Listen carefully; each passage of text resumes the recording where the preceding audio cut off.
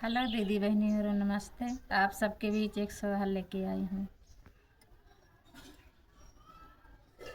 अंगने में ठाड़ी कौशल्या रानी बदरी मनावई हो, बदरी बरसना कंचन बूंद मोतिन जरी लाग उहो, बदरी बरसना कंचन बूंद मोतिन झरी लाग उहो। अरे अरे बाबा की चरिया बलुआ दैया बो, चरिया जू मोरे लालन के जनमावा गोतिन सबिया माई हो, चरिया जू मोरे लालन के जनमावा गोतिन सबिया